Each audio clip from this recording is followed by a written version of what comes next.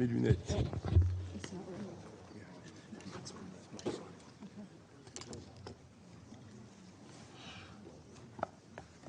La 9000. The 9,138th meeting of the Security Council is called to order.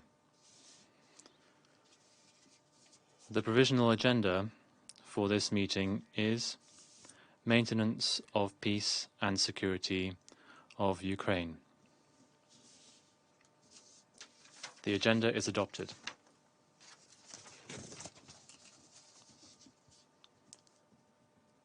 In accordance with Rule 37 of the Council's Provisional Rules of Procedure, I invite the representative of Ukraine to participate in this meeting. It is so decided.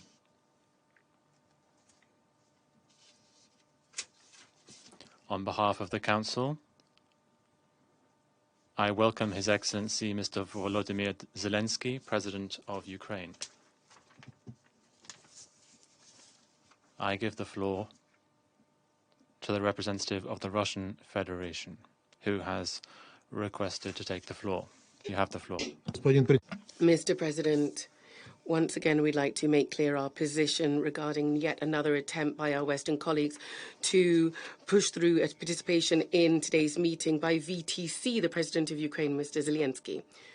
We repeatedly have underscored that we, in and of itself, are not against the participation of the President of Ukraine or his representatives. However, this participation must be in person. Furthermore, this is required by the rules for more than 70 years which have governed the work of the UN Security Council. So this is also a question of respect for the Council. The Council should not turn into a forum for political shows or cinema. Connivance in these matters causes very serious harm to the prestige of the Council.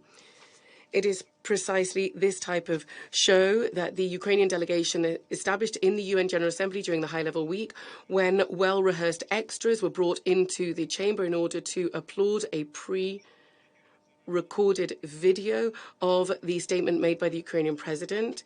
And then it was on the telephone and then put out on social media in order to apparently show the so-called broad support among the General Assembly members. You don't need to think that nobody noticed this. Many delegations expressed their astonishment when groups of supporters under the leadership of Western delegations came in, and then once their role was over, they left. It's unfortunate that these primitive, basic PR stunts devaluating the role of the Security Council and the UN, which is supposed to be a forum for serious dialogue and not for PR shows. This once again illustrates the true regard of Western delegations to the UN. You really don't mind about maintaining its foundations, neither its authority or prestige, or how it's viewed in the eyes of the international community, or the Russophobic trend that we are suffering from. I'd like to underscore that we are categorically against double standards when there is discrimination practiced in the UN. UN member states find themselves in a difficult domestic political situation. However, their leadership are subject to the same thing. And so there's also the international humanitarian assistance that's targeting Ukraine or earmarked for Ukraine.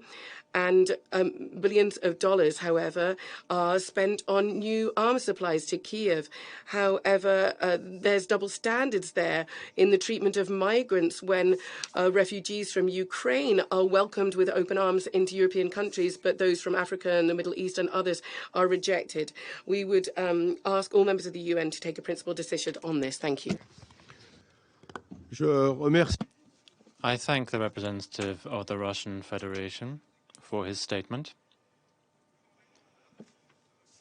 Pursuant to Rule 39 of the Council's Provisional Rules of Procedure, I invite Ms. Rosemary DiCarlo, Under Secretary General for Political and Peacebuilding Affairs, to participate in this meeting. It is so decided.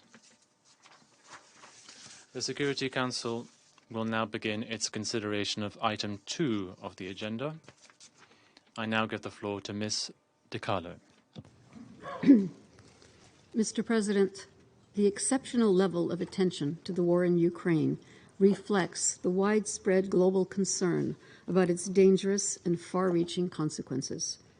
This concern can only deepen, as the most recent developments in the war are ominous, pointing to more death, destruction, and suffering.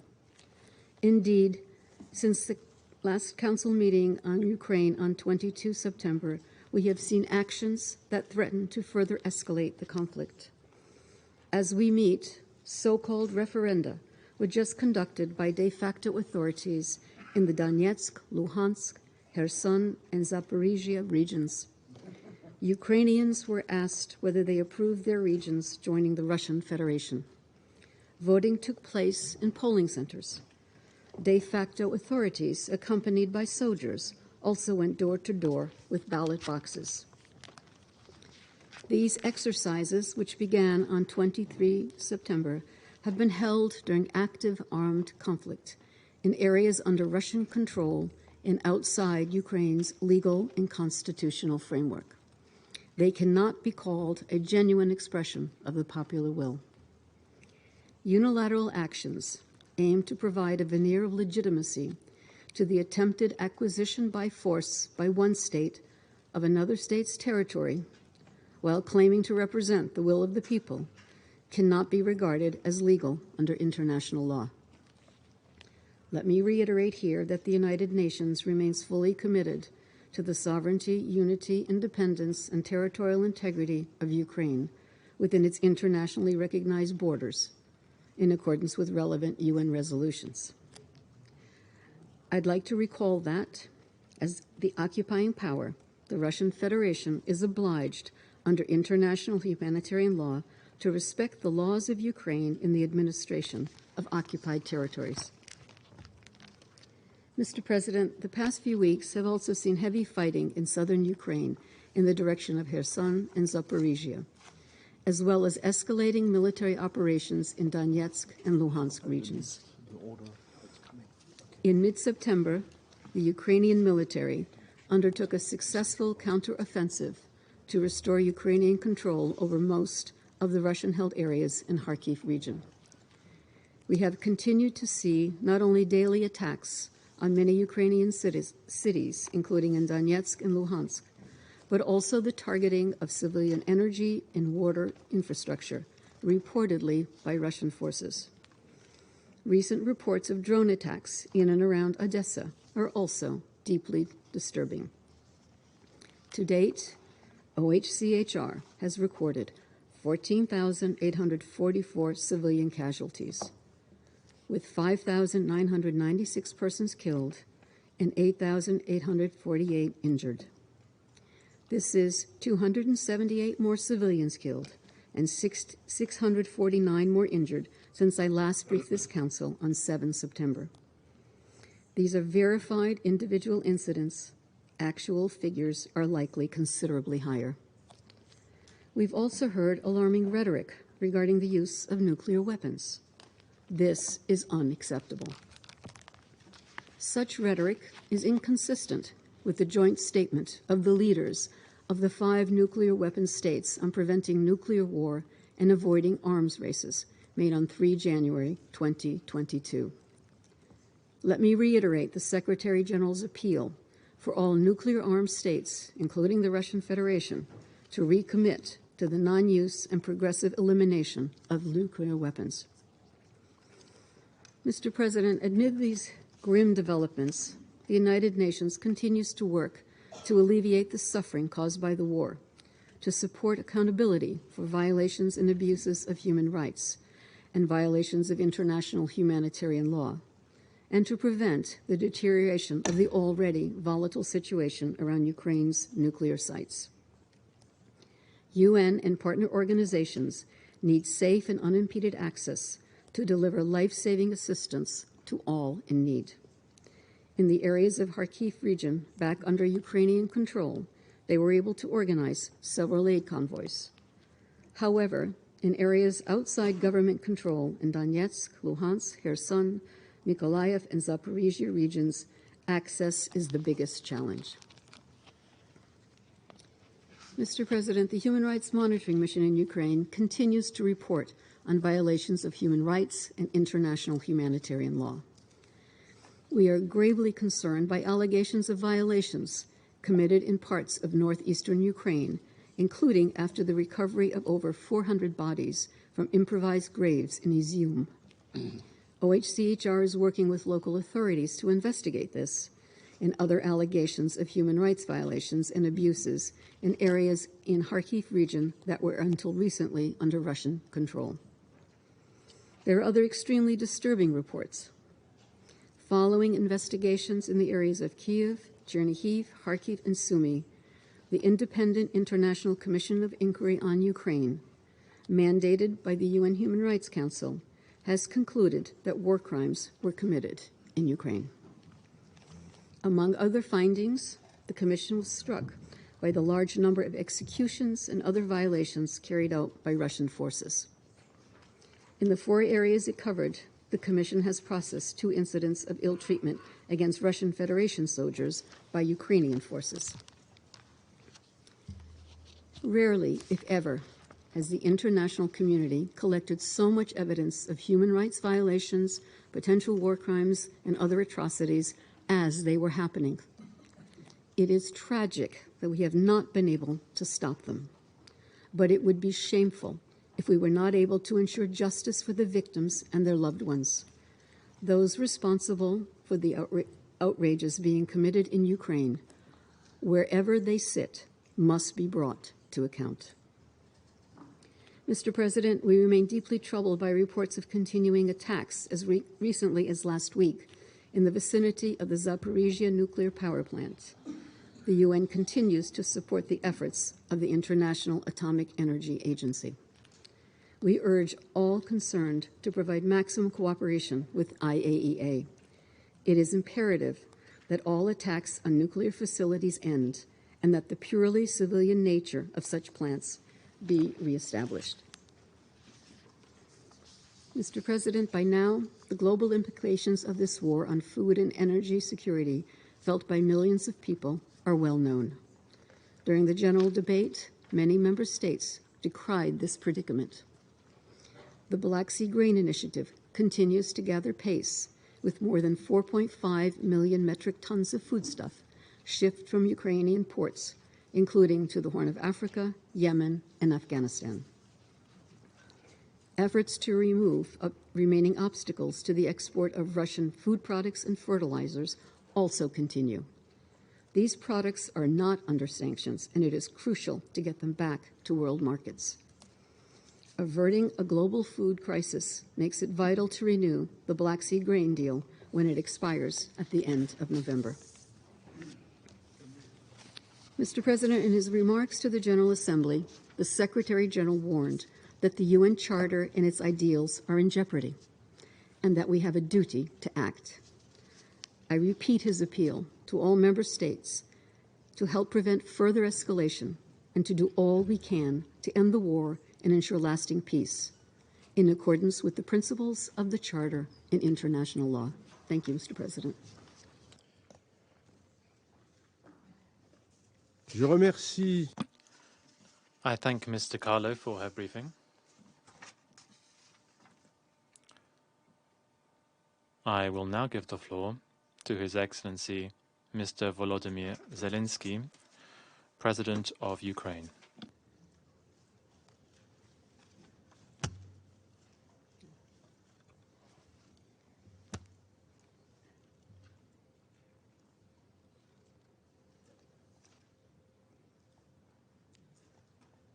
Vous avez la parole, Monsieur le Président. You have the floor, President. Thank you.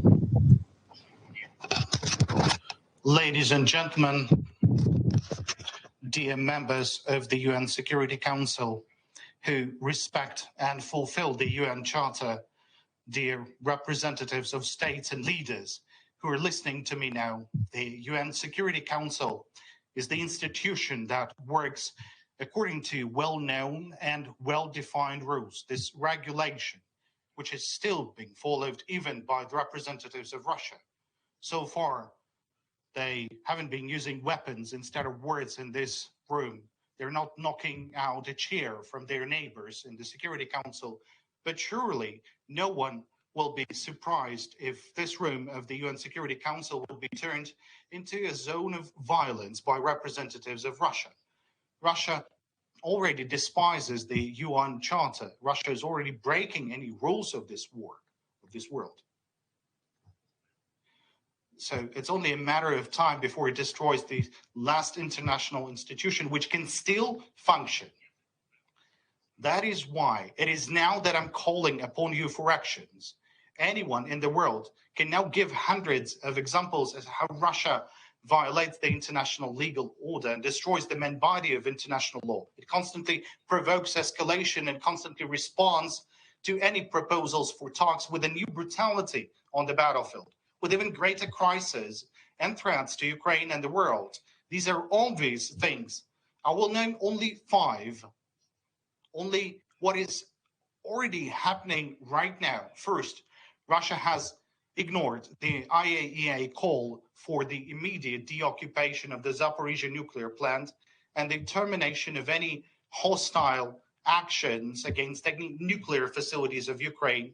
This fact, it's additional proof that Russia is deliberately keeping the world on the brink of radiation disaster. The second is a nuclear blackmail. The threats of using nuclear weapons have become a constant narrative of Russian officials and propagandists. This proves that Russia has no right to possess nuclear weapons, as it is unable to guarantee the safety of the world, even against the threats of using nuclear weapons. Third, last week, I've presented the UN General Assembly, the Ukrainian peace formula. Russia's response to this real path to peace was the announcement of mobilization. Besides, Russia deliberately focuses its mobilization on the indigenous people from the territories it controls. These are not only the Caucasus or Siberia, where everything is being done to mobilize as many male as possible from indigenous population. But it's also about Crimea, the Ukrainian Crimea, which Russia has seized back in 2014. Among all the ethnic groups of Crimea, the male indigenous people of Crimean territories received the most of Russian draft notices. That's in proportion to the total number. This is a genocidal policy, frankly speaking. The fourth point, in front of the eyes of the whole world, Russia is conducting this so-called sham referenda on the occupied territory of Ukraine. People are forced to fill out some papers while being threatened by submachine guns, all for a nice TV cover. These alleged results of the sham referenda have been prepared well in advance, just as this compulsory issue of passports for the population of the occupied territories. Now, what's the reason for that? And the answer is in the next point, the fifth one, the annexation of the captured territories. This is the most brutal violation of the UN Charter. This is an attempt to steal the territory of another state. This is an attempt to erase the norms of international law. This is a very cynical attempt to force the male population in the occupied territory of Ukraine to mobilize into the Russian army in order to send them to fight against their own homeland. There is only one way to stop this all. First, it's a complete isolation of Russia in response to everything it does. A state cannot remain a permanent member to the UN Security Council with the right of veto if such a state is waging a genocidal policy right now, skipping the world one step away from a radiation disaster. And at the same time, it keep on threatening with nuclear strikes. Russia should be excluded from all international organizations. If such an exclusion is procedurally complicated, then its participation should be suspended. Second, there is a need for new and tough global sanctions against Russia. Any annexation in the modern world is a crime against all states that consider the inviolability of borders to be vital for themselves. Third, any Russian criminal actions do not change anything for us. We do not succumb to the blackmail of terrorists. It is in Ukraine and in this war that not only our independence is being defended, not only the right to life for our people, but also the international law as such. Ukraine must receive all the necessary defense and financial support so the aggressor would lose. Fourth, Ukraine should receive clear and legally binding guarantees of collective security. Since the independence of our country is of such a fundamental importance for many elements of global security, the world also needs a respective security architecture. And fifth, that's very important. I want everyone to understand this. Russia's recognition of these sham referendums as normal, the implementation of the so-called Crimean scenario and another attempt to annex Ukrainian territory will mean that there is nothing to talk about with this president of Russia. Annexation is the kind of move that puts him alone against the whole of humanity. Such a clear signal is now needed from every country in the world. I believe in your ability to act. I thank to the French presidency for the opportunity to participate in this meeting. Thank you all for your attention. Glory to Ukraine. Je remercie. I thank His Excellency Mr. Zelenskyy for his statement. I now give the floor to those council members who wish to make statements. I give the floor to the representative of the United States. Thank you, Mr. President. And thank you to Undersecretary General Rosemary DiCarlo for your briefing today. Thank you, President Zelenskyy, for your statement. Colleagues, a little more than 7 months ago, just 7 months, we met at night in this chamber to discuss how we could preserve peace in Ukraine. At that moment, Putin chose war instead. The timing could not be clearer. Putin was showing exactly what he thought of this council. Last week, leaders from more than 100 countries from around the world gathered in New York to reaffirm their commitment to the UN Charter and many of the key principles it stands for: sovereignty, territorial integrity, and peace and security. Instead of attending high-level week, Putin announced a renewed conscription effort in Russia and instructed areas under Russia's military control to prepare for illegitimate snap referenda. He did send an emissary who threatened the use of nuclear weapons on a non-nuclear country to secure Russia's illegitimate military gains. The purpose of all of this is clear. Russia intends to try to annex these territories, and Russia does not respect this body. The pattern is clear, too. Putin intentionally chose this moment to insult the charter that outlines principles we all collectively stand for: sovereignty, territorial integrity, peace, and security. And he did this during the most important week for the United Nations, high-level week. Putin intends to commit an act which the UN Charter was expressly designed to prevent: an attempt by one UN member state to take the territory of another by force. We know this will happen because it follows a well-worn Kremlin playbook. Russia runs sham referendum in areas controlled by Russia's military and its proxies, coercing people to vote at gunpoint. It then uses these referenda to try to lend a semblance of legitimacy to its attempted annexations of another sovereign state's territory. The rush for Russia to institute and complete these attempted annexations destroy even the facade of legitimacy. As Ukraine successfully regains control over more of its territory that was wrongfully seized by Russia and more of Russia's atrocities are uncovered, Russia is rushing to draw a veil over its military losses and the war crimes it has committed. We know the outcomes of these sham referenda were predetermined in Moscow. They in no way represent a legitimate expression of the will of the Ukrainian people.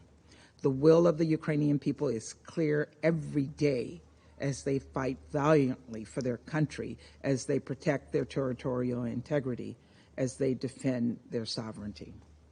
The Ukrainian people have already demonstrated they will never accept being subjugated to Russian rule.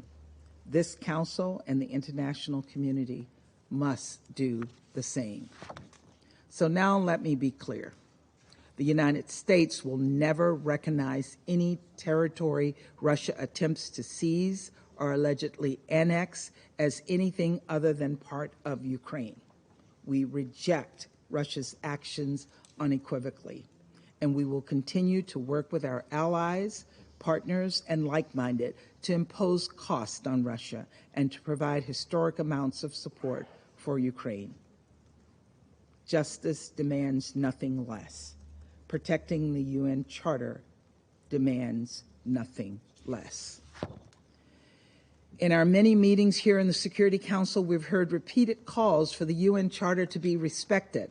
But it is not enough to call for respect of the UN Charter. We must have the courage to defend it. That means standing up for Ukraine and the victims of Russian atrocities. It means having the courage to call out aggression and attempts at naked territorial expansion when we see it. It means showing we care about peace by demanding Russia honor the UN Charter. Not doing so only enables Russia to commit further abuses. Russia started this war, and I hope that every member of this Council will do the right thing by standing up for international law and the UN Charter by calling on Russia to end it now. Ukraine's fight is not only a fight for survival, but a fight for democracy and the very principles that we all hold dear. That is why we will be tabling a resolution condemning these sham referenda, calling on member states not to recognize any altered status of Ukraine, and obligating Russia to withdraw its troops from Ukraine. Russia's sham referenda, if accepted, will open a Pandora's box that we cannot close. We ask you to join us in reaffirming our commitment to the UN Charter and meeting this challenge head on. If Russia chooses to shield itself from accountability here in the Council, we will then look to the UN General Assembly to send an unmistakable message to Moscow. The world must stand together and defend the Charter of the United Nations. Have courage and support Ukraine's sovereignty and territorial integrity. This is about defending the UN Charter. This is about defending our collective rights, and this is about peace and security for us all. Thank you, Mr. President. Je remercie. I thank the representative of the United States for her statement. I now give the floor to the representative of Albania. Merci, Monsieur le Président. Thank you, President. I would also like to thank USG DiCarlo for this very useful information she has provided. I would like to start by a quote which reads, "Don't believe those who try to frighten you with Russia and who scream that other regions will follow after Crimea. We do not want a partition of Ukraine. We do not need this." This is what the President of Russia said in 2014. Everyone can judge by themselves. I doubt, though, this comes as a surprise to anyone, since for 9 months now, what we have heard from the Russian delegation here has little or nothing to do with what happens there on the ground. Two parallel realities.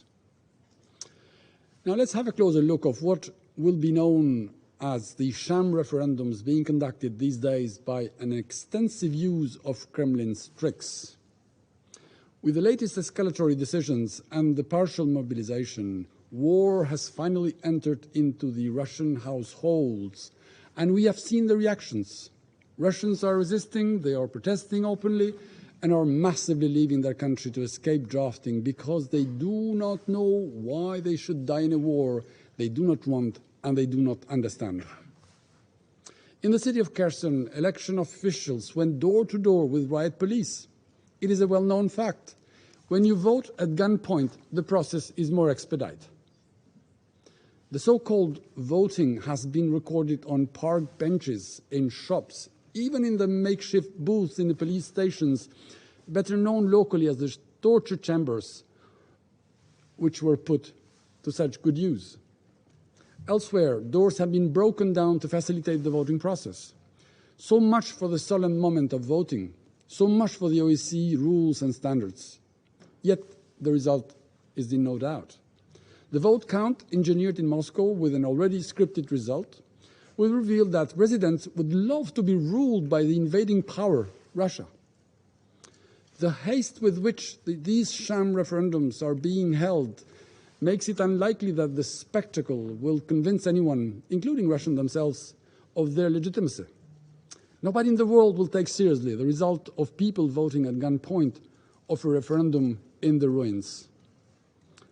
Ladies and gentlemen, let's make it clear. The sham referendums in Luhansk, Donetsk, Zaparisian and Kherson have nothing to do with democracy, nothing to do with free will of Ukrainians, nothing to do with any international election standard. They are just a replay of the same old script applied in Georgia and Crimea. Now they translate a desperate effort to hide failure and a worthless attempt to legitimize conquest in the eyes of an incredulous and deeply troubled world. Russia is projecting panic instead of power, instilling fear instead of force. And why such a haste? Because Ukraine's army is astonishingly pushing Russia out. Russians were told that everything is going to plan. It never did. Russia knows that it's losing big. Therefore, what I have qualified before here as the Russian referendum assembly line was quickly put into action. We don't want more of Ukraine, said President Putin in 2014, and suddenly the appetite of Kremlin has grown. 4 fresh territories are on the menu, comprising no less than 18% of the Ukraine territory. Mr. President, international law prohibits the occupier to change borders. Russia may claim that it has nothing to do with these plans, since they are held and organized by the residents of the regions. But reality now and in the recent past has shown clearly that this is not true. By mid-March, Russian occupation authorities in Kherson and Zaporizhia appointed administrative leaders. According to the Ukrainian law, heads of local state administrations are proposed by the Cabinet of Ministers of Ukraine and appointed by the President, not by Russian proxies. The sham referendums are against the constitution of Ukraine. A referendum can be called by the President or Parliament or by a public initiative involving the valid signatures of at least 3 million registered voters, with at least 100,000 such signatures coming from every oblast. Furthermore, currently a martial law in force in Ukraine prohibits holding of any kind of elections or referendums. And finally, we have our own documents. According to UNGA Resolution 3314, annexation by the use of force of the territory of another state is in itself an act of aggression. The sham referendums run against the UN Charter, against UN resolutions, against international law, and are making a mockery of the principles that Russia has pledged to uphold as a permanent member of the United Nations Security Council, including when it threatens with the use of weapons of mass destruction. Mr. President, as stated last week by Prime Minister Edi Rama at the UNGA, we strongly condemn Russia's ongoing war and these premeditated mock elections in Ukraine. They have zero legality, zero legitimacy, zero credibility, and Albania will not recognize them. The Organization for Security and Cooperation in Europe, OSCE, the excellence in monitoring elections, condemned what it qualified as illegal referenda. Also, attempts to compare these referendums with other cases out of every historic and political context are simply worthless cynicism. We call on all UN members, everyone for whom the principles of territorial integrity, sovereignty, and inviolability of borders have a meaning, to oppose Russia's actions, condemn the referendums and their anticipated results, and never recognize any attempt to steal Ukraine land through violence and terror. Colleagues, while the war goes on, while Russia is hastily trying to change Ukraine's map, the Human Rights Council Commission of Inquiry on Ukraine has concluded, based on evidence, that war crimes have been committed by the Russian Federation in Ukraine. Last week, in this chamber, ICC Prosecutor General said that the bodies lying on the streets he saw in Bucha were real, not staged. Crimes committed in Ukraine are being meticulously documented. They will not be prescribed and will follow perpetrators until their last days. Also, we in the Security Council cannot stay idle. As we heard from the US delegation, together we have prepared a draft resolution to condemn the sham referendums, which has been shared with the Council members. Borders cannot change to satisfy Russia's appetite, and Ukraine is not and cannot be Russia. We must stay united and continue helping Ukraine defend itself and get its territory back. I thank you. Je remercie. I thank the representative of Albania for his statement, and I now give the floor to the representative of Ireland. Merci, Monsieur le Président. Thank you, President. DiCarlo for your briefing and President Zelenskyy for your statement. The President of Ukraine used the phrase sham referenda. Ireland fully agrees. We condemn these sham referenda being conducted in occupied Ukrainian territory by Russia or its proxies. No one who believes in and is fully committed to the principles enshrined in the UN Charter of sovereignty and territorial integrity of states could do otherwise. Why is this? Because these referenda, these sham referenda, are both illegal and illegitimate. They are illegal because they violate the UN Charter and Russia's obligations under international law, including the law of occupation. They also ignore Ukraine's constitution, which provides a legal basis for any referenda that would affect the territorial boundaries of Ukraine. And they are illegitimate because they do not reflect the popular or freely expressed will of the Ukrainian people. As we have previously heard in this chamber, over 1 million people from those occupied territories have been moved to Russia. This is as a result of Russia's military invasion, including by forced deportation. In fact, more than 7 million people are internally displaced within Ukraine because of this war. Mr. President, these referenda will never deter us from supporting the people of Ukraine. Might does not make right, nor will they have any legal or political effect on the status of Zaparisian nuclear power plant or other Ukrainian nuclear facilities. These referenda are a cynical ploy to not only further undermine Ukraine's sovereignty and territorial integrity, but also to try and reset an unjustified war. This is a blatant land grab to redefine areas of Ukraine as part of Russia. A blatant land grab. Mr. President, Ukraine has had a hard-won independence. It has had a hard-won path to establishing itself as a sovereign democracy free from foreign interference. It is sticking bravely to this choice, no matter what has been thrown at it. In particular, Ireland condemns Russia's nuclear threats and all nuclear threats, whether explicit or implicit, regardless of circumstance. Ireland once again calls on Russia to end its aggression immediately, to comply with its obligations under international law, and withdraw all forces unconditionally from the sovereign territory of Ukraine. The people of Ukraine, as much as the people elsewhere in the world who are suffering the devastating impact of this war, deserve no less. Thank you, Mr. President. Je remercie.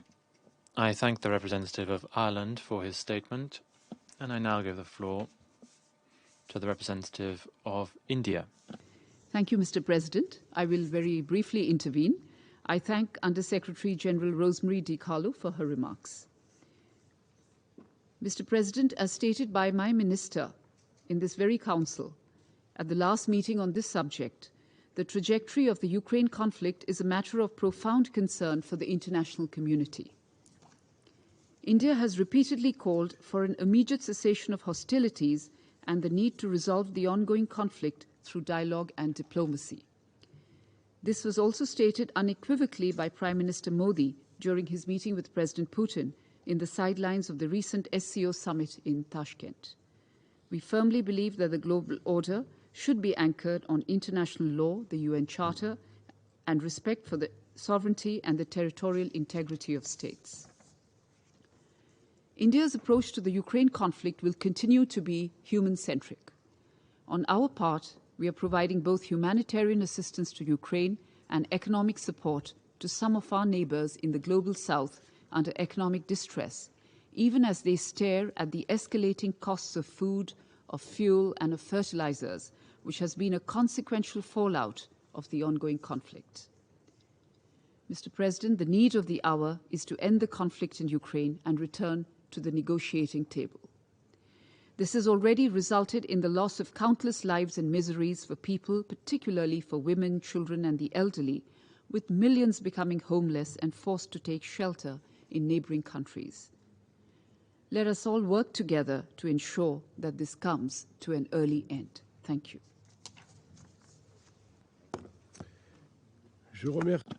I thank the representative of India for her statement. I now give the floor to the representative of Ghana. Thank you, Mr. President. I would like to begin my statement by thanking USG Rosemary DiCarlo for her briefing.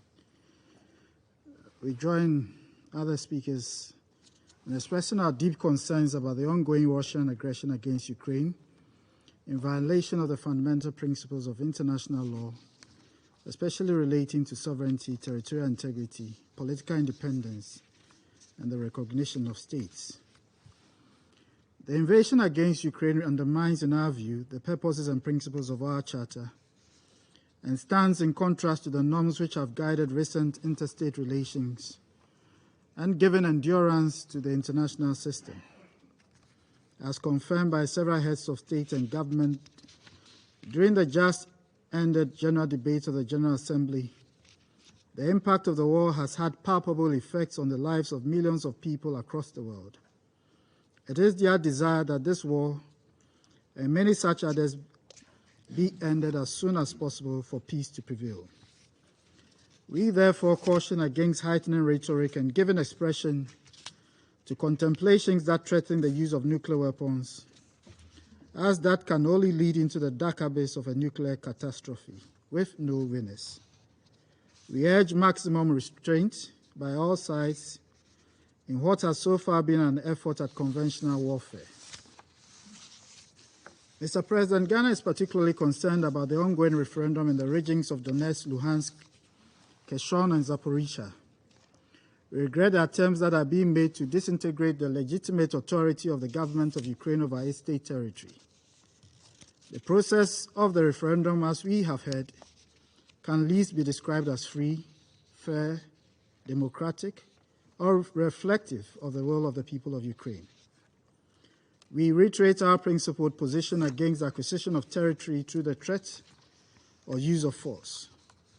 We cannot continue to live in parallel universes and accordingly urge the international community to use the full weight of its will to serve as a bulwark against such practices, which have a propensity to unravel the tenuous global stability that we presently have. We note with concern the unfortunate rise in humanitarian casualties as fighting continues in the eastern and southern parts of Ukraine.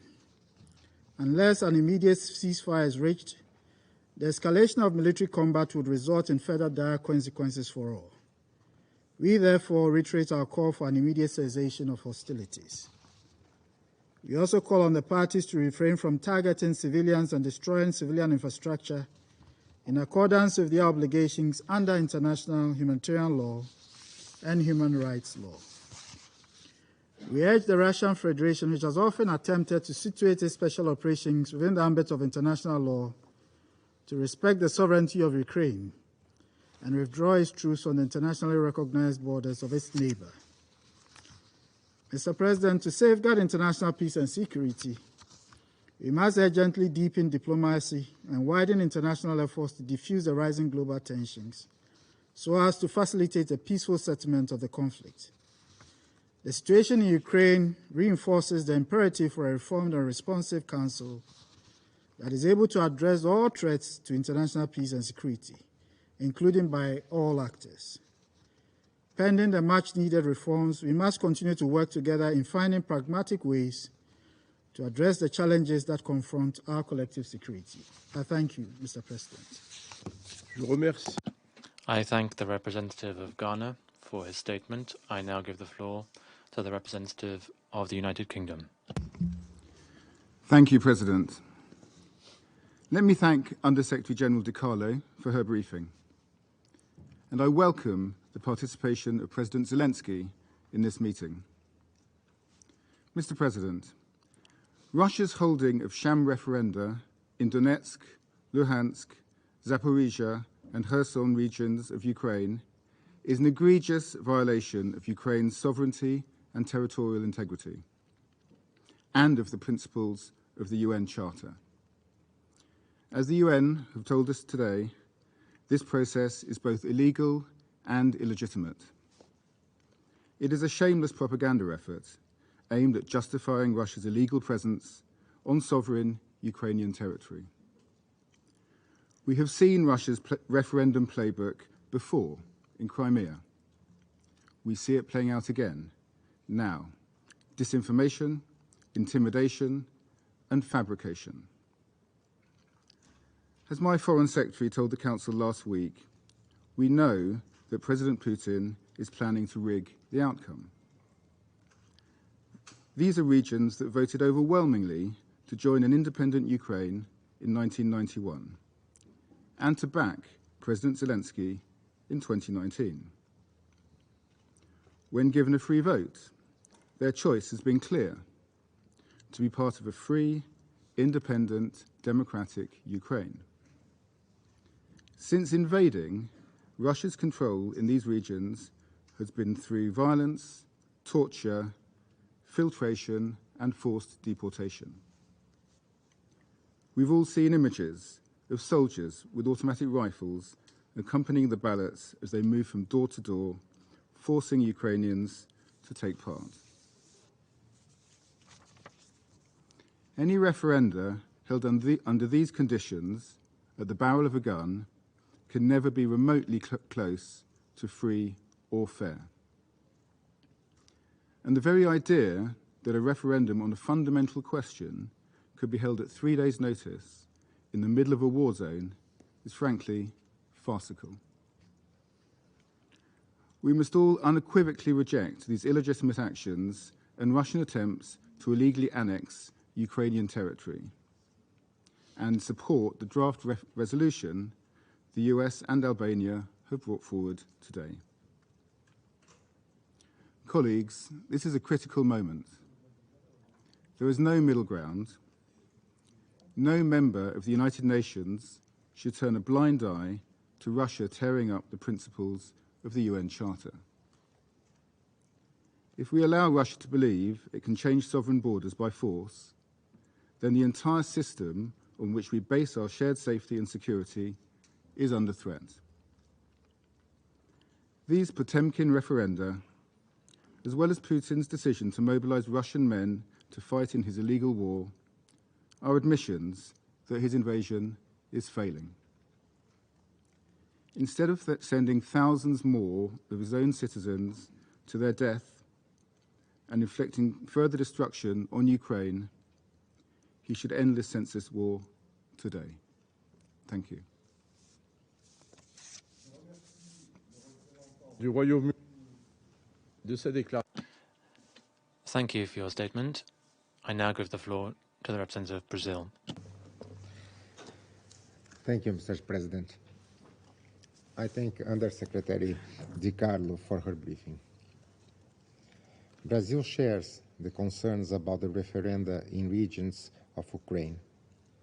In the current conditions, this is yet another step that leads to an escalation of the conflict.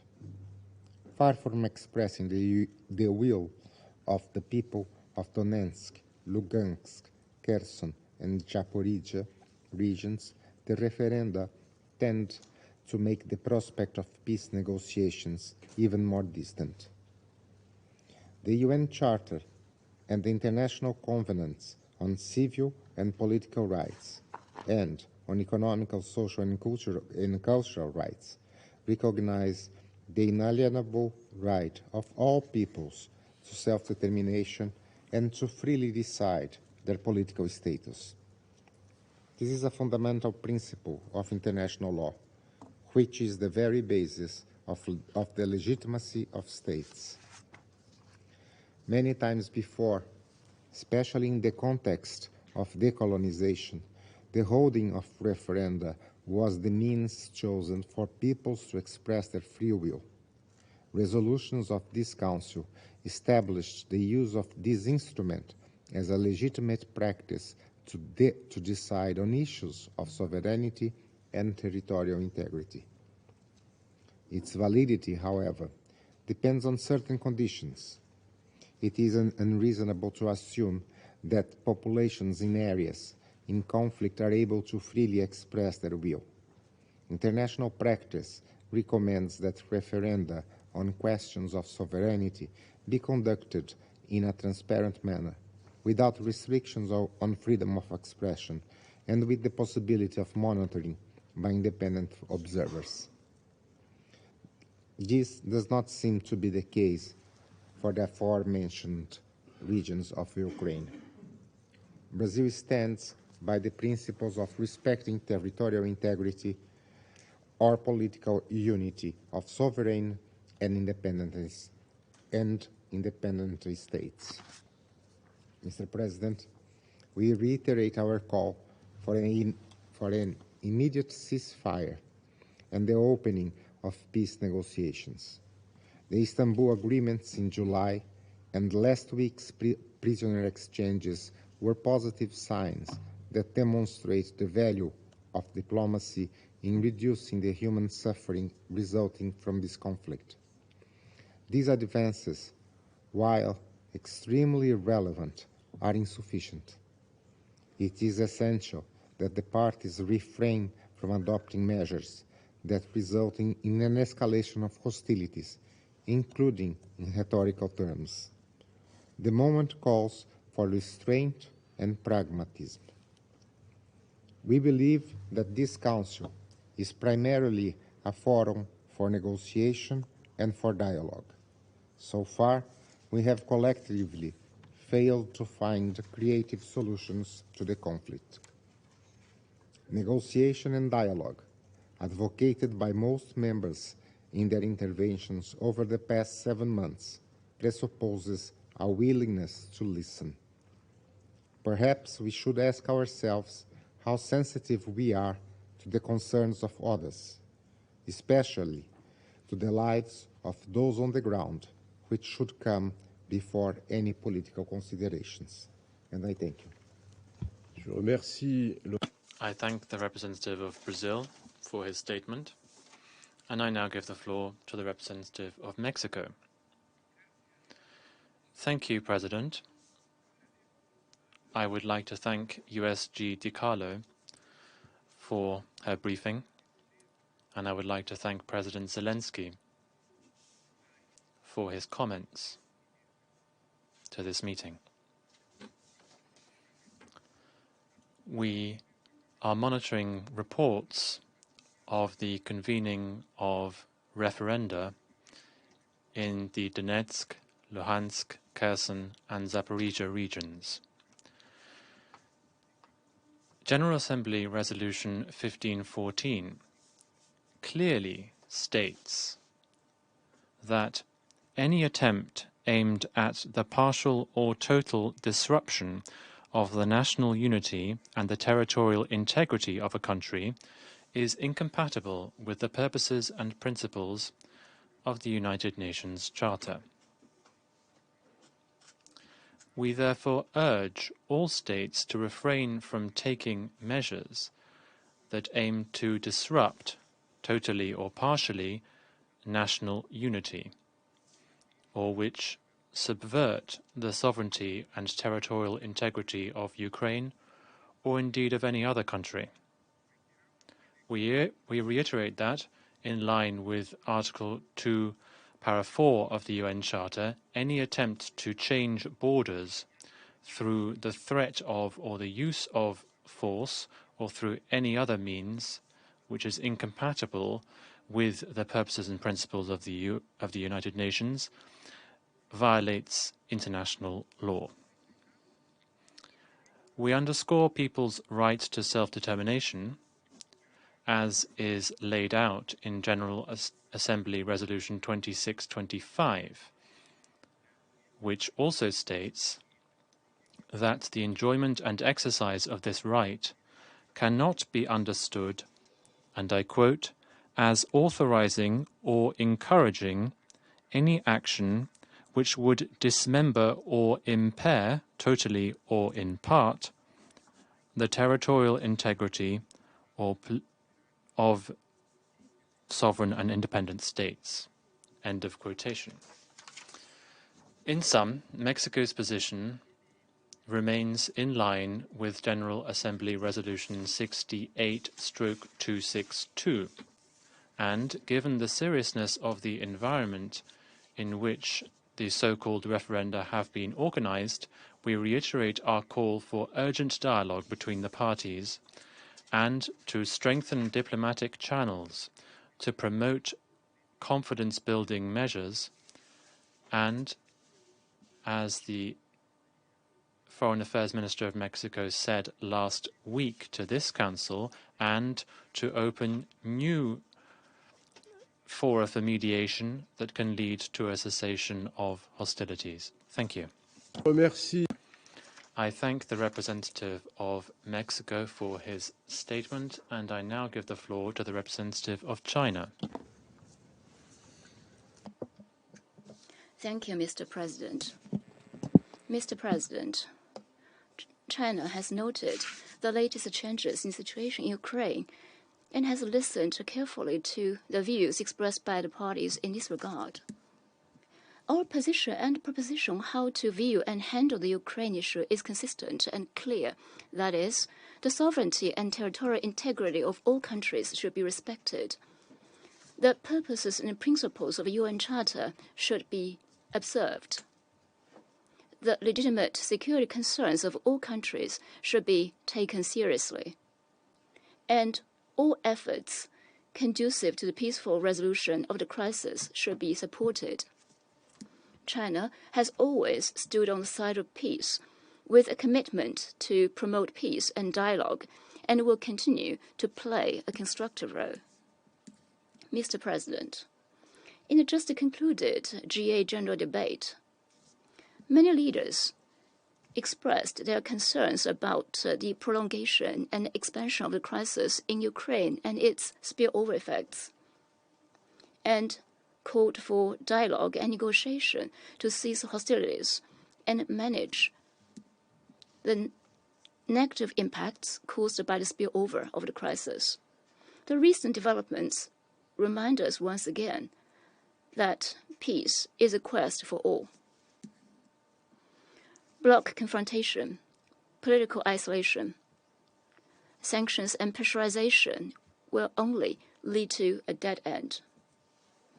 The task at hand is to push the parties to open the door to a political settlement as soon as possible, and to include the respective legitimate concerns in negotiations, and to put all viable options on the table. The signing of the Black Sea Grain Initiative has shown that even in conflict situations, diplomacy can produce results and bring hope. We need to uphold an international order based on international law and adhere to the basic norms of international relations based on the purposes and principles of the UN Charter. And these should not be mere political slogans. The Security Council, as a core of the international collective security mechanism, should make full use of the mediation tools given by the Charter and stick to the right direction, i.e. that of ceasefire and peace talks. It should in particular take constructive and responsible actions to accumulate conditions and open up space for a political solution. China will work with all peace-loving countries to continue to make unremitting efforts to de-escalate the situation and resolve the crisis. Thank you, Mr. President. I thank the representative of China for his statement. I now give the floor to the representative of Kenya. Thank you, Mr. President, and welcome back. I thank USG Rosemary DiCarlo for her briefing on the dire situation in Ukraine. We again send our heartfelt condolences to all Ukrainians who are suffering the physical, psychological, and economic ravages of war.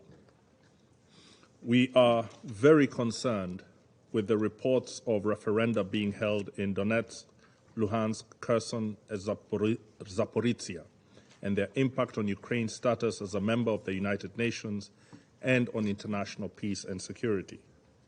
The UN Secretary General has stated clearly, and I quote him, "Any annexation of a state's territory by another state resulting from the threat or use of force is a violation of the UN Charter and of international law." Close quote. This is the fundamental truth that should be heeded by the Russian Federation and all members of the United Nations. The referenda will undermine the prospects of a longer-term negotiated peace settlement. By attempting to create a fait accompli, they will encourage those who are increasingly put their faith in the strengthening of armed alliances in preparation for war. As if this were not sufficiently alarming, we have heard serious threats being made of the use of weapons of mass destruction. To pull back from the brink of disaster, Kenya calls for an immediate cessation of hostilities and a stop to all attempts to unilaterally alter internationally recognized borders. Mr. President, our frequent briefings, debates, and consultations on the situation in Ukraine are taking place as the economic and conflict situations in different parts of the world get worse. Unfortunately, the most powerful actors are focusing far more on this conflict in Europe than on any other crisis. There appears to be little appetite, and because of this war, even less unity to deliver the reforms and policies that we all know are needed. Mr. President, bold action is required to halt the extreme food insecurity and even starvation in the world. The World Food Programme has calculated that in Eastern Africa, just as an example, fertilizer prices have more than doubled in the last year, and especially so since the invasion of Ukraine. Fuel prices have also risen sharply. WFP calculates that the result will be a year-on-year decline of 16% in cereal production, representing 7.2 million metric tons. In an already food insecure region, the impact will be to increase the number of hungry people by almost 7 million. This situation is reflected in other regions. It is a matter of life and death for all actors to respond to the global food insecurity crisis. The Black Sea Grain Initiative and the agreement to ensure unimpeded exports of Russian food and fertilizer to world markets were a promising start. It is imperative that all institutions that are enforcing compliance with sanctions ensure that all unintended blockages are removed. There are sufficient reports of negative secondary effects on banking, insurance, transport, and other critical enabling mechanisms. We also urge major grain and fertilizer producers to avoid stockpiling and breaking delivery contracts. Ongoing plans to create emergency mechanisms in this regard may be at a serious detriment of global food security. We urge that any efforts to design and deploy emergency food and energy security mechanisms be accompanied by planning for transformed food systems in the most food insecure regions. A major part of this would be making the necessary investment in sharply increasing agricultural productivity, particularly in Africa. Doing so is key to preventing cycles of humanitarian crises and the declining donor-funded responses to the worst of them. It will also allow investing in climate change-resilient food systems at a time when catastrophic effects are being experienced in multiple regions. Finally, greater production, increased storage, and sufficient transport infrastructure will lead to low food prices and therefore greater political stability. Mr. President, the multilateral system cannot continue as it is today. The major powers are so bent on protecting and projecting their interests and security concerns that they seem unable to act in the broader interests of our United Nations. Today, the inarguable truth is that the protections afforded by membership of this organization are insufficient. Rather than the Charter granting us equality, we are governed by the destructive logic encapsulated by the saying, and I quote, "The question of justice only enters where there is equal power to enforce it, and that the powerful exact what they can and the weak suffer what they must." It is time we sought real changes in global institutions, including this Security Council. It is time for real inclusion and real fairness. We can start with procedural rules in the Council and eventually make changes to the Charter. The reforms should not be limited to allowing only other major powers a seat at the table. It is clear from the historical record that the voice and presence of developing countries with no major military interests to protect regionally or globally needs to be strengthened significantly. A multilateralism founded on the principle of the powerful exacting what they can while the weak suffer what they must is a poor protection against the scourge of war, as we are all witness today. Madam President, or Mr. President, sorry. Kenya reaffirms once more its recognition of Ukraine's sovereignty and territorial integrity within its internationally recognized borders. Thank you. I thank the representative of Kenya for his statement. I now give the floor to the representative of the United Arab Emirates. Mr. President, I would like to begin by thanking Undersecretary General Rosemary DiCarlo for her updates. Having just concluded this year's high-level week of the General Assembly, a resounding message we heard from many world leaders remains at the forefront of our minds. The world wants peace in Ukraine. It seems, however, that we are moving further away from this common objective of peace and stability. The referendums that are now underway further complicate efforts for a peaceful resolution to this conflict. In order to be credible and sustainable, any processes that aim to bring us closer to peace must be inclusive, and any actions that undermine this prospects for constructive dialogue must be avoided by all parties. We re-emphasize the need to respect the principles of territorial integrity, sovereignty, and independence, which are core to the UN Charter and central to constructive relations between states. These principles protect all states equally, whether large or small, and collectively, we must not allow their erosion. In pursuit of peace, this Council has an essential role in preserving these principles, prioritizing the peaceful settlement of disputes, and maintaining international peace and security. We recall here the January 2022 joint statement of the permanent members of this Council, affirming that a nuclear war cannot be won and must never be fought. Over the past few months, we have seen incremental movement between the parties that has led to tangible, positive outcomes on concrete issues. We commend the United Nations and others that have facilitated constructive engagement in this regard. Most recently, the fruits of these efforts have included prisoner exchanges conducted with the assistance of Turkey and Saudi Arabia, and agreements related to the export of grains and fertilizer, which have helped to alleviate pressure on global food supplies and prices. There is further potential to build on these agreements. Moreover, the direct engagement that brought them to fruition can help diffuse tensions and open a pathway for conflict resolution. To this end, the parties must be supported in moving toward dialogue and away from further escalation. We once again underline the necessity of all parties abiding by their obligations under international law and international humanitarian law. Mr. President, the war has carried on for over 7 months with no sign of abating.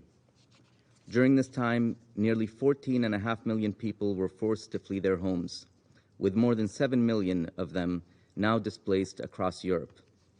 Humanitarian costs have been immense, with more than 17 million people in need of humanitarian assistance. It is long past time for this conflict to come to an end. For that to happen, we continue to emphasize the importance of an immediate cessation of hostilities throughout Ukraine.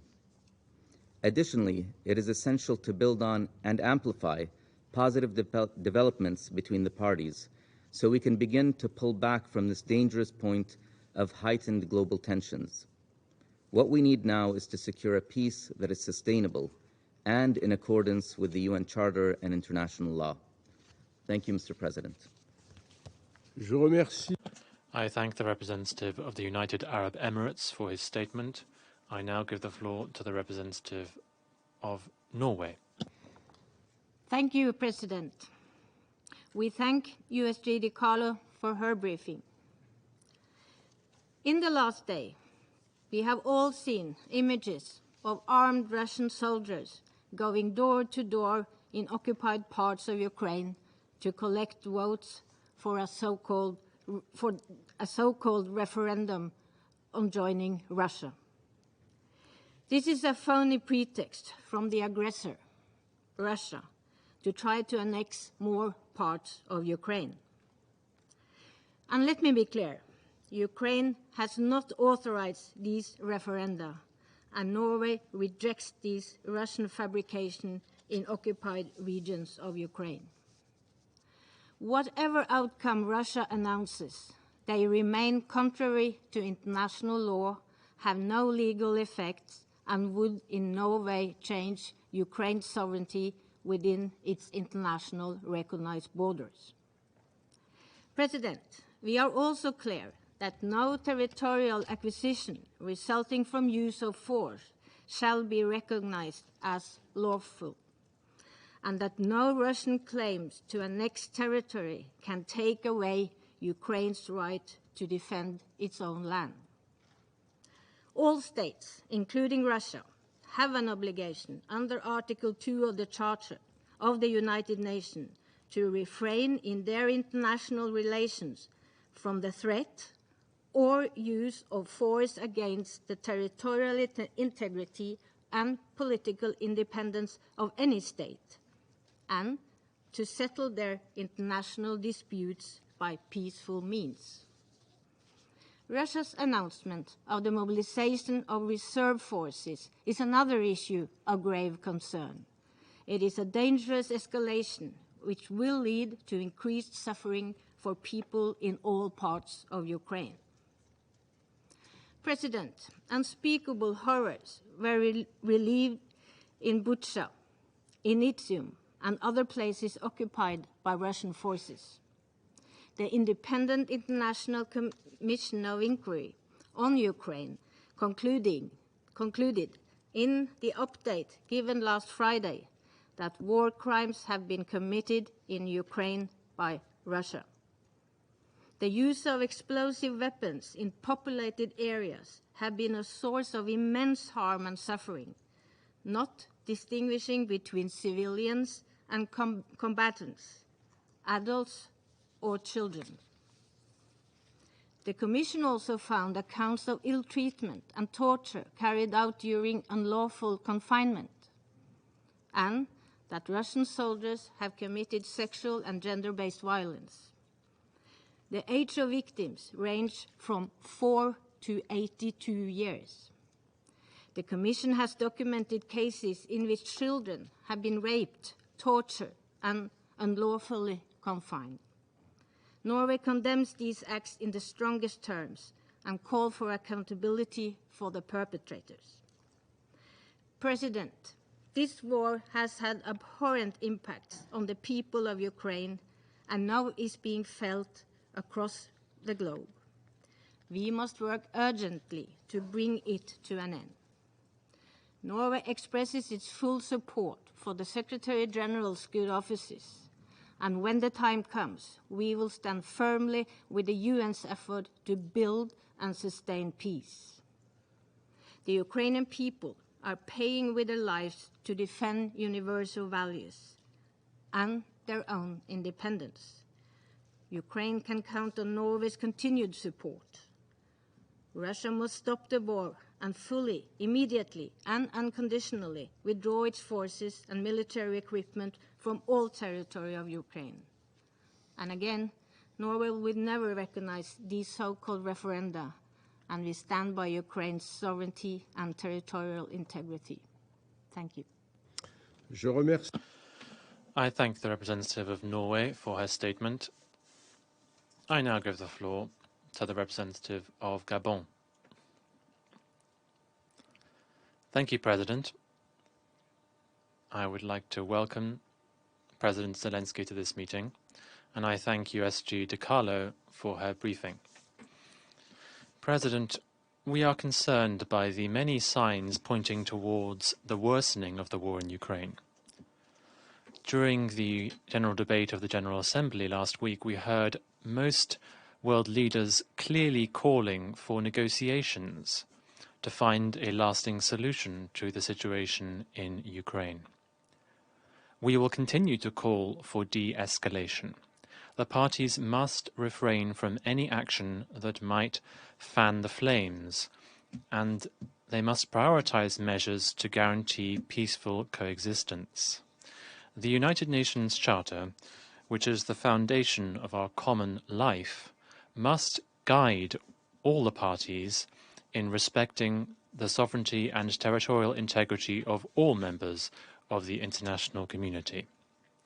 President, we call on the parties to do their utmost to resume negotiations so as to put an end to the war without conditions.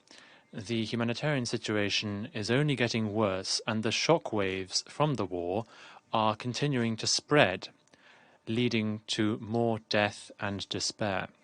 My country urges the parties to cease any inflammatory rhetoric that might escalate the conflict and encourage the use of weapons of mass destruction.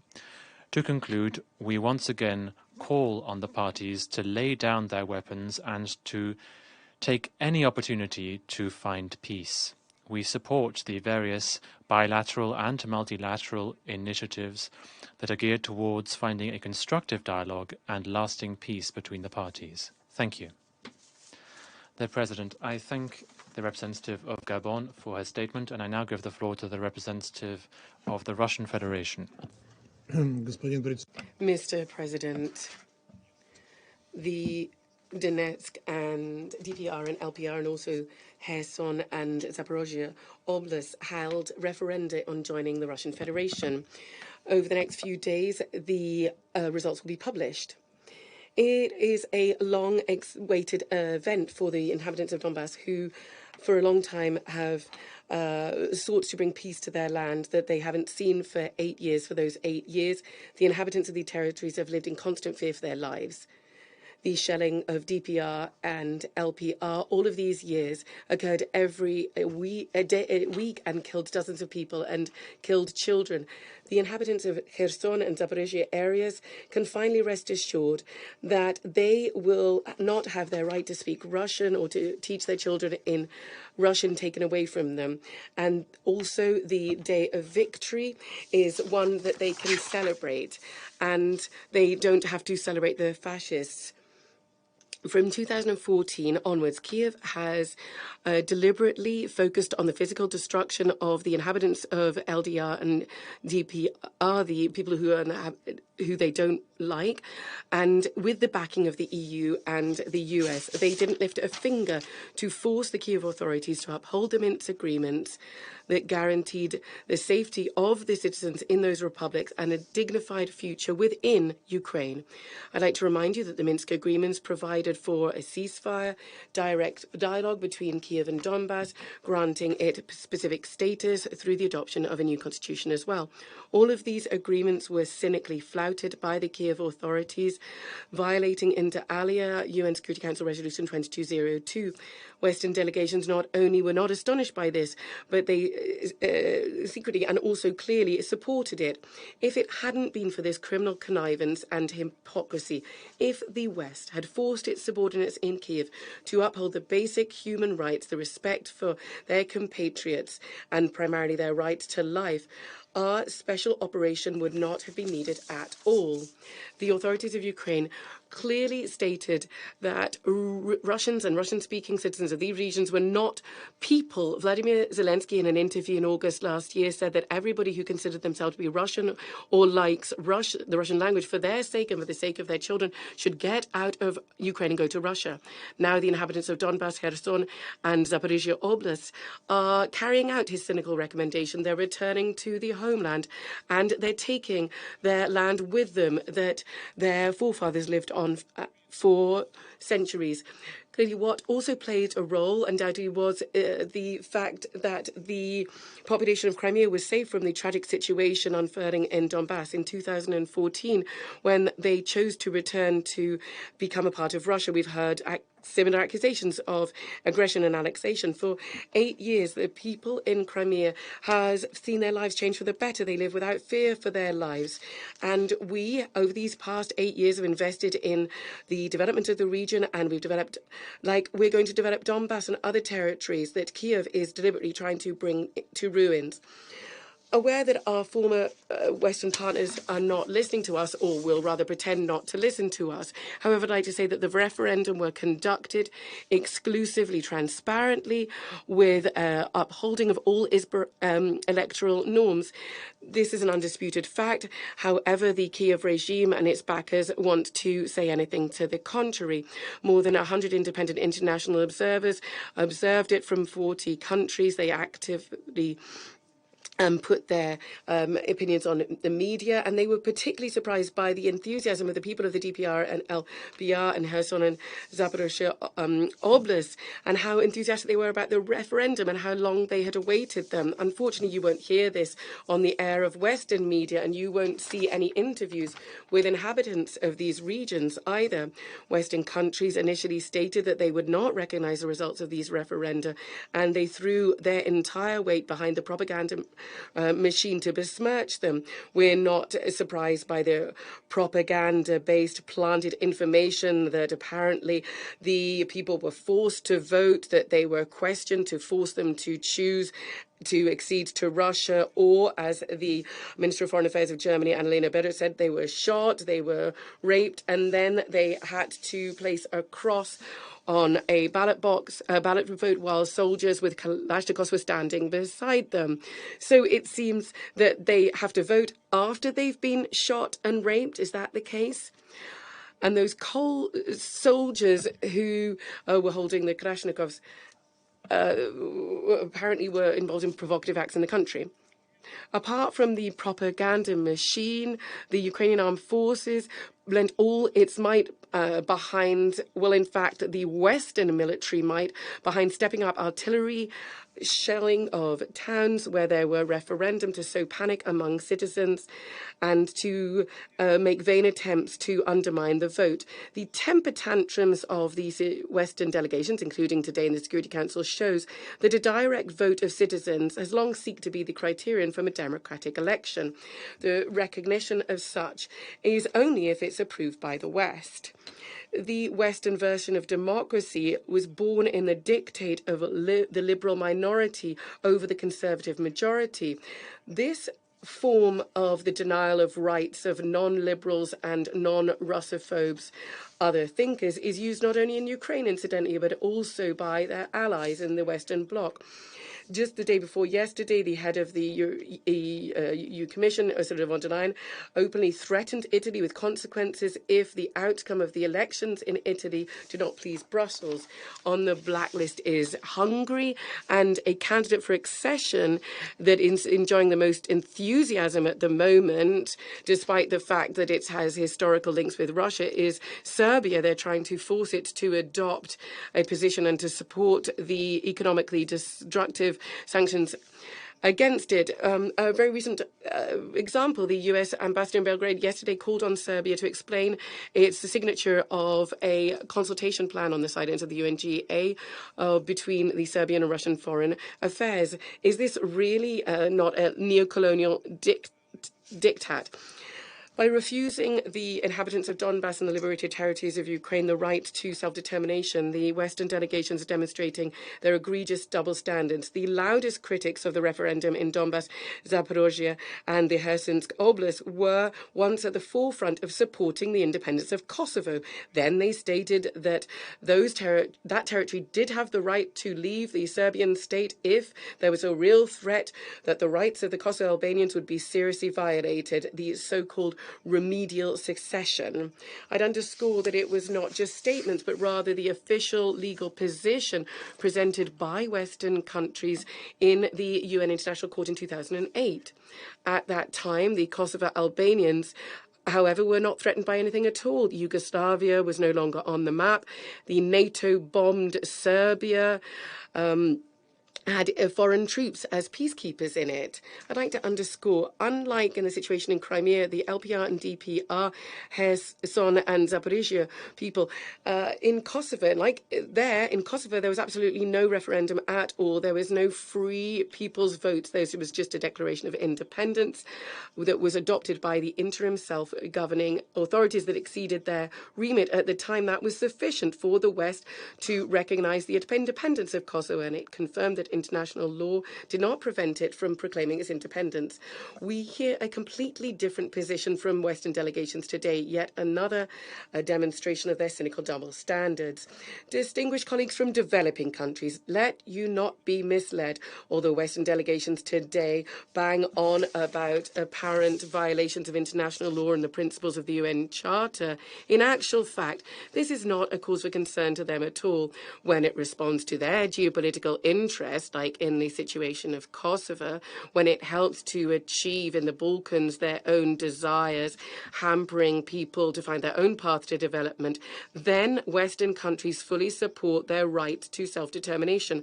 When we're talking about the self-determination as the only possible way of the inhabitants of Donbass saving themselves from genocide, then they say that these people don't have that right.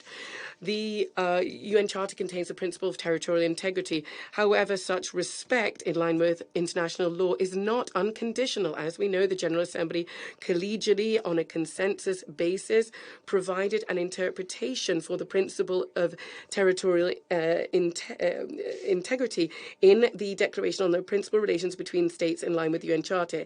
It is as follows: all states are bound to respect the sovereignty and territorial integrity of any states whose government respects the principle of self-determination of its peoples and represents all peoples living in its territory. This important criteria is one that our Western colleagues today prefer to forget. After the the coup d'etat in 2014, after the ban on the Russian language, on education, on the mass media, after the Maidan authorities for many years bombed their territory whose population refused to recognize the results of the coup, after they burned alive Russian activists in Odessa, after Kiev shored up its regime, raising up the ethnic Ukrainian population above all and raising up and glorifying fascist collaborators and their legacy. After all this, can somebody really say that the authorities in Kiev represent the interests of the population of Donbass, who they are trying with all their might to Ukrainize and to destroy? It's clear that those states who fully respect their people's rights and historically ethnic groups have no need to fear for their territorial integrity. Our neighbours in Europe, apart from the hopelessly Russia-phobic Baltic states, understand this perfectly, and they don't act like the Kiev regime does in its own countries. Belgium, Switzerland, Finland are the most obvious examples of tolerance and respect for cultures and languages. The same is true for the overwhelming majority of Asian and African states with varied ethnic compositions. It's just Ukraine, where the Russian-speaking population represents at least 40% of the population, got carte blanche from the West for its forced Ukrainization, despite in flagrant violation of any civilized norms and the recommendations of international organizations. So why is the West now astonished that the Russian troops in Ukraine are now being greeted as liberators? However long the NATO-obsessed Kiev regime has tried to claim the opposite, threatening the people there with punishment for being collaborators. We should say that the authorities in Kiev even stoop to use Russian language as a tactical, for tactical purposes. The President of Zelenskyy did not shy away over recent days from recording several video clips in Russian in order to try and undermine the recent announcement in Russia of the partial mobilization, in order to use the age-old driving a wedge between the authorities and the societies. It is they are saying that they are calling up non-ethnic Russians That is what they're saying. And people who represent the indigenous peoples of Russia are being called up. That's what they're saying. But that is not what's happening in Russia. The Western propaganda regime has a hard time grasping what the mindset of the Russian people is. Our people understand where the truth lies and where lies are, or what they're fighting for. They've done so for centuries, just as their forefathers, their grandfathers and great-grandfathers did. Time after time, in bloody conflict, we have, in different historic periods, we have insisted on our right to our freedom, our right to choose our own path. But as we have done rather for decades and centuries, we will continue to insist on the interests of our fatherland and protect the young. It's in our genes, and no Western propaganda regime, no sophisticated political game playing will change us. Everybody understands that the only aim of the West that we're coming up against on our borders is to weaken and bleed dry Russia as much as possible. And their dream is to break up Russia and subject it to its own will. Dear colleagues, the desires and interests of Ukraine are not taken into consideration at all by the Western sponsors of Kiev. The Ukrainian people, as do the Russian people, want peace, but this scenario doesn't tie in with the plans of London and Washington, who incidentally have pumped billions of dollars into this on the back of other people's suffering. And the obliging Brussels functionaries are going along with this. Rather, they're rebuffing Kiev in March. There were the stage operations in Bucha and the situation where they're trying to fight till the last Ukrainian. The situation is dire. Now, Kiev is being rejected not only by the people of Crimea and Donbass, but Kherson and Zaporozhye regions. This process is going to continue if Kiev does not recognize its mistake and its strategic errors and doesn't start to be guided by the interests of its own people and not blindly carry out the will of those people who are playing them. I'd like to believe that in the Security Council and in the GA there are colleagues who can tell Kiev what this actual truth really is. Thank you very much. Je remercie. I thank the representative of the Russian Federation for his statement. I shall now make a statement in my capacity as the representative of France.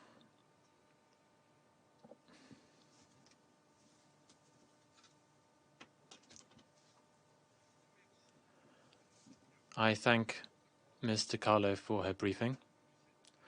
For 7 months, we've been calling on Russia to end its war of aggression against Ukraine.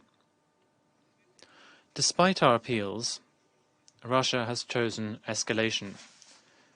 Russia have chosen to go even further in violating the United Nations Charter and international law. By announcing a partial mobilization on the 21st of September, Russia is finally admitting a reality. It is waging an illegal war in Ukraine and not a so-called special operation. Russia is carrying on regardless by attempting to convene sham referendums since the 23rd of September in the currently occupied territories of Luhansk, Donetsk, Kharkiv and Zaparisian, which are an integral part of Ukrainian territory and which Russia does not wholly control. President Macron said very clearly, these so-called referenda are only a parody. They have no legal basis or any legitimacy. Let us be clear, the result, which is known in advance, does not represent the will of the Ukrainian people who are continuing to resist in a determined fashion against the Russian invader. Russia's gambit is well known. It's the same that it used to illegally annex Crimea in 2014. Russia aims to manipulate these sham referenda to claim to legitimize an annexation of territories that it is illegally occupying. The Secretary General recalled that any annexation of the territory of a state by another state by threatening to use or using force is a violation of the United Nations Charter and international law. France will never recognize these attempts of illegal annexation by Russia.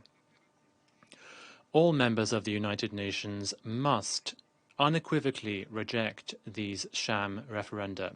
If we let Russia change internationally recognized borders of Ukraine by force, we would be letting them trample once again upon the principles of sovereignty and territorial integrity enshrined in the UN Charter and international law.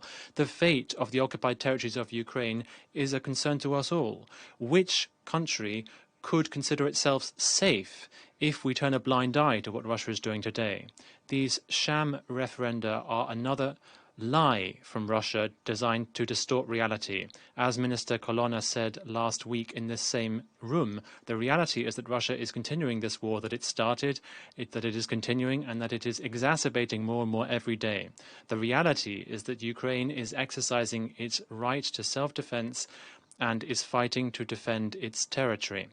The reality is that Ukraine's counter-offensive is succeeding thanks to the courage of its people. The reality is that tens of thousands of Russian citizens are fleeing their country to escape mobilization and an iniquitous war.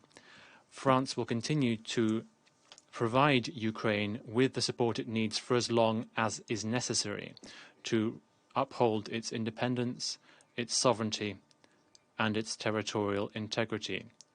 We stand by Ukraine and its people. I resume my function as President of the Security Council. The representative of Albania has asked for the floor to intervene briefly. Mr. President, and I hate asking for the floor one second time since it gives me the impression I was not clear enough. But in this case, I need to. This is not to prolong the discussion, of course, everything is clear, but to put the record straight. The Russian delegation made, again, a parallel with the Republic of Kosovo, an independent country that has been recognized by half of the United Nations, including half of this Council. This is wrong, inaccurate, and regrettable. I have already reacted to similar remarks on this last June, therefore I'll be very short. Nothing could be more artificial and forced than comparing an international effort to end the conflict, protect civilians, and establish a peace process to find a lasting solution, which was the case of Kosovo, with a pure and unprovoked aggression and the sham referendums engineered in Moscow that are being carried out now in Ukraine. No one is, can, or will be fooled by this. No attempts to compare the incomparable, no easy shortcuts out of any historic and political context will help Russia divert attention from its war of choice in Ukraine or hide its blatant breach of international law, which has made it an international para. Kosovo and Serbia are bound today by a dialogue to solve their problems. They meet, they do not fight. And above all, the issue is not Kosovo or any part of the world. It's Russia's aggression, Russia's crimes, Russia's territory grab to the detriment of its neighbor. We will not be misled. I thank you. Je remercie. I thank the representative of Albania for that statement. I give the floor to the representative of the Russian Federation, who requested the floor. Mr. President, I'll be very brief. I just want to draw your attention to the fact that what we've just heard from the representative of Albania confirms the double standards that I was talking about regarding Kosovo.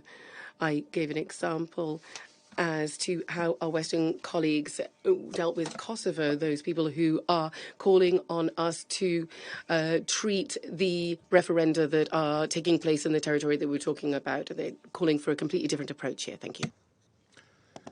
Je remercie. I thank the representative of the Russian Federation for his statement. There are no further requests for the floor or names inscribed on the list of speakers. The meeting is adjourned.